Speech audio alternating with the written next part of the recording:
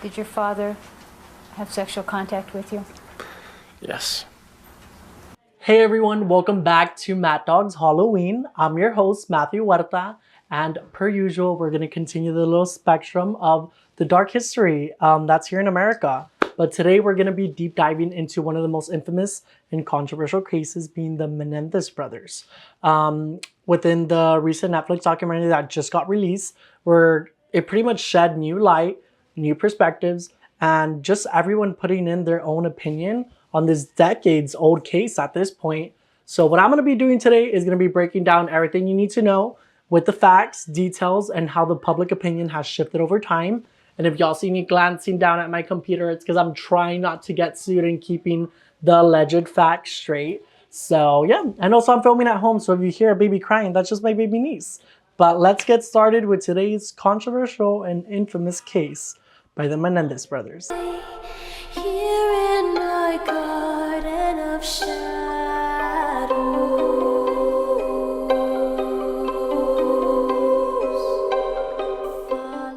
So just a brief summary, the main characters here are Lyle and Eric Menendez. They were convicted for the murder of their parents, Jose, I said that so American, but Jose and Kitty Mendez in 1989. Little background, their dad was actually Spanish, so that's why I tried saying it more with a Mexican accent too. But they did have a lavish Beverly Hills lifestyle, even though they weren't famous like publicity-wise. They're for sure known for just living that lavish style and being in California, having the cars, having the homes. You could just imagine what the kids' expectations were when it came to the home and the expectations of the dad. So just giving you a little teaser what's coming up. But the shockwave of their crime, in my opinion, was no surprise because of the rape and the incest they were enduring, which was a cherry on top of the psychological welfare that they were continuously batting almost every day with their father. So just imagine that. And I'm so sorry, I didn't even say that there was a trigger warning here, but this is going to be graphic details that I'm going to be discussing. Well, not really details, I'm like kind of skimming over it, but the main gist of it and what they're kind of trying to say as their backup was that they were going through all these psychological battles with their dad, whether it was the actual raping, whether it was actual, just arguments of his expectations of wanting these boys to be better men in the dad's opinion. So they were, of course, the people that shot their parents. And this all started because, I'm not going to lie to y'all, I always confuse their names, but if I'm not mistaken, Lyle's a liar. That's how I remember the brothers. I'll get to that in a moment. But Eric Menendez was the one who had gone to his therapy session per routine, and he was pretty much just asking the therapist, like, are you sure this is confidential, that you won't be able to share the information? And me as a future therapist, I'm telling y'all, all information is confidential up until it gets something concerning, active case, and something concerning when someone is about to kill themselves. So that's the only time therapists would have to breach the confidentiality aspect that is promised you at the beginning of the sessions. So Eric, even though I don't actually think the therapist had emphasized that. Maybe he emphasized that when they started these sessions at the very beginning, but just so something that maybe the therapist could have made a bigger emphasis on, because the therapist pretty much got to the bottom of why Eric was feeling so depressed. And the reason was because he had just shot his parents and he was like regretting it. But as pretty much Eric ended up exposing his parents with the lawyer, it ended up just settling down a bit as to like why the shooting of his parents occurred. But that's how it all started. Lyle was pissed. They ended up going to jail because the information got leaked. And the information got leaked. It's a little backstory because the therapist was having fun with one of their clients. So while he found out this information, he rushed that client to be his witness just in the little waiting room because he knew they had just admitted to the murders and he was scared to die himself. So that lady was the one who ended up being the whisperer, I guess you could say, into pretty much exposing this information, which led to the therapist's house getting, getting broken into. Well, not broken into, I guess they had warrants, but getting broken into by the FBI's and detectives as they got the therapy notes, which exposed the voice notes of Eric Menendez pretty much admitting to the murder of their parents. So that's pretty much how it all started. But at first, the brothers were actually trying to shift to the media that it was a mafia. And this was pretty much a highly televised trial. Even though it was in 1989, they still had, I make it sound like it's so old, but they still had all the technology to go ahead and still broadcast it. So there was just so much opinions, but considering it was an older time, a lot of people were what caught their attention onto this case was how attractive the brothers were. They were saying that they were just spoiled rich kids. And 3, they were just pretty much just saying like there was no purpose. They thought they were lying when they were getting emotional in court. But point is, they were officially convicted in 1996, ever since this occurred in 1989, because they were unfortunately found guilty. But at least what their lawyer got them was not the death penalty, because both brothers were literally in line to get the death penalty. But overview, the Netflix series, which brought a lot of new perspectives, was crazy because let me just tell you, although this case was televised, it still lacked a lot of information. Of course, there was a lot of intimate moments and emotional moments that were shared there in court, but there was still a lot missing, like the behind the scenes, which is what the Netflix series went to go ahead and show as never before seen footage and interviews, which occurred, of course, but they just reenacted it with their new characters and stuff.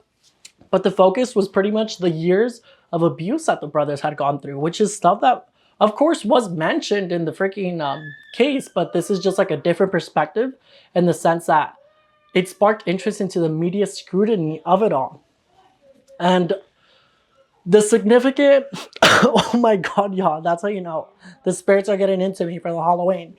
But there was just a lot of updates of perspectives once the documentary got released, because imagine, like, if you go watch a series right now, you're gonna feel so bad for these boys, but it also just breaks into, like, right now, for example, like the conversations that are happening are like, how was Gypsy Rose let go and not these brothers who have already been, what, like 20, 30 years in prison?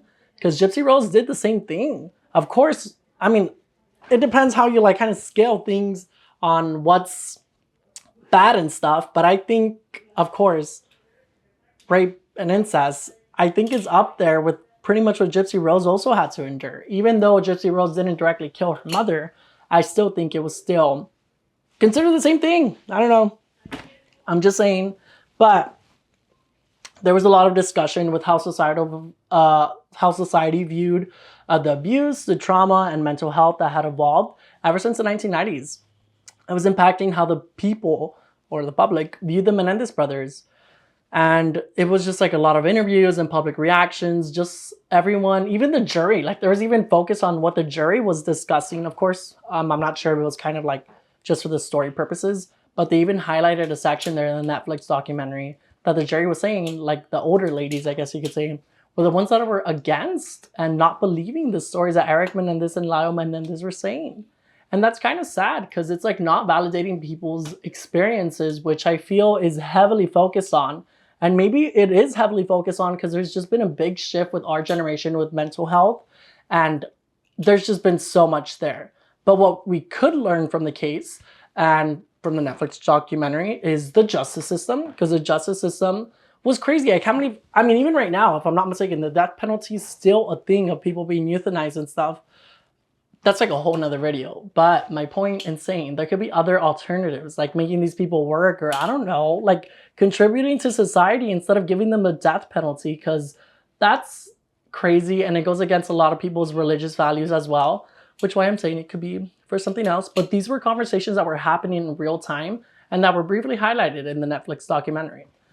The family dynamics. The own family was not even believing their kids, and that was heavily, well, not heavily focused on, but it was also focused on in the documentary how they had the lawyers at their home while the brothers were at prison, and they were pretty much just saying like, that's not true, Eric's not gay and I'm not, and whatnot. But that's just what the media was kind of shaping the family's narrative into.